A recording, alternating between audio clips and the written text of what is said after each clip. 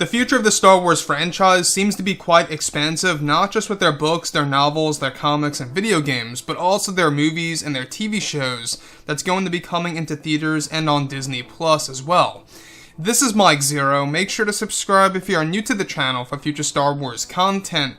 Now, the thing about the future of Star Wars is that, of course, Disney is trying to really reunite the fans. They're really trying to fix everything related to Star Wars because of what happened with The Last Jedi, and even partially with The Rise of Skywalker. There are a lot of fans out there that were really not happy with the latest installment of the sequel trilogy, and that's perfectly fine. Everybody has their own opinion on that.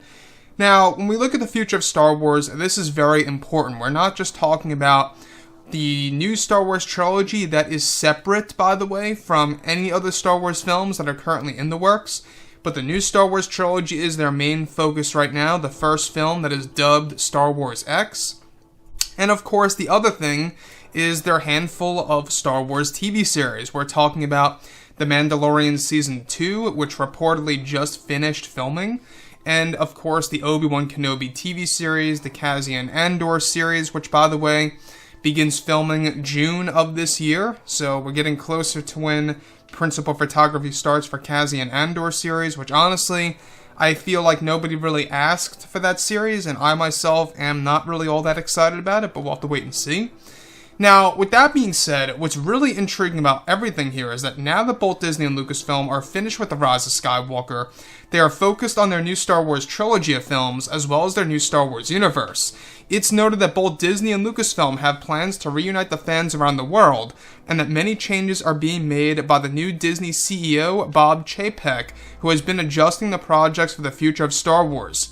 Now, it's noted that writer and director Rian Johnson behind the scenes was very frustrated with the choice of Bob Chapek dividing the Rian Johnson Star Wars trilogy into 3 separate Star Wars films, and how Bob Chapek canceled the light plans that Rian Johnson had for his new Star Wars trilogy, such as Chapek canceling the idea by Johnson and Kathleen Kennedy to develop a brand new Star Wars galaxy in this trilogy, and a set of stories that would actually have nothing to do with the Jedi or the Force.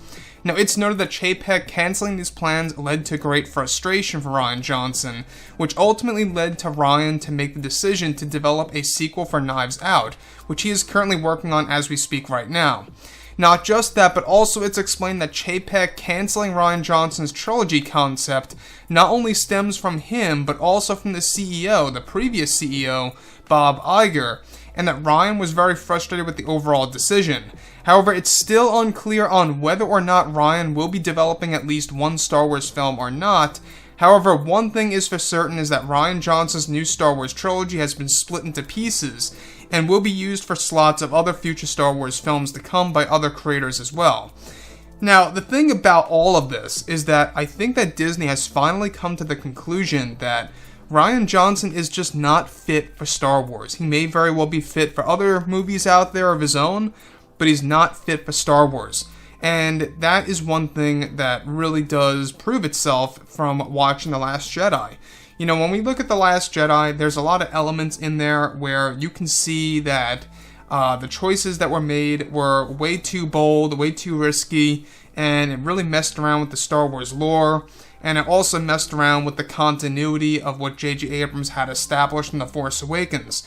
So, when we look at everything related to Disney Star Wars, obviously we've had this up and down cycle where JJ was doing his thing, Rian Johnson was doing his thing, then you had Colin Trevorrow doing his own thing for Star Wars, and then JJ came back.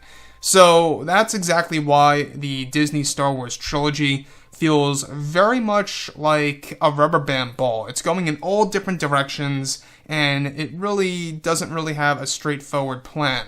Now, when we look at everything related to Rian Johnson's Star Wars trilogy, of how it was essentially split into 3 separate slots of movies, this kind of lines directly up with what Bob Iger talked about not too long ago, almost a year ago at this point, is that at the time, he said that they have 6 Star Wars movies in the works. That was the one Star Wars trilogy that they are actually currently working on as we speak, and the Rian Johnson trilogy. And it was a little unrealistic to say because, well, you had the one trilogy that had nothing to do with Johnson that's going to be, released in 2022, 2024, and 2026. So that would leave Rian Johnson's movies sometime in 2028, 2030, and 2032, if they want to keep that, every couple of years format.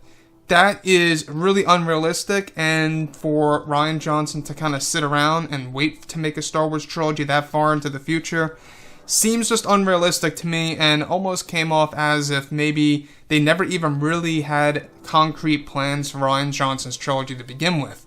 So with that being said, guys, drop a comment below. Let me know what you think about all of this in the comments, and if you guys did enjoy the content for today, do make sure to drop a thumbs up on this video to support the channel. I thank you all so very much for the kind support, and I'll catch you guys next time.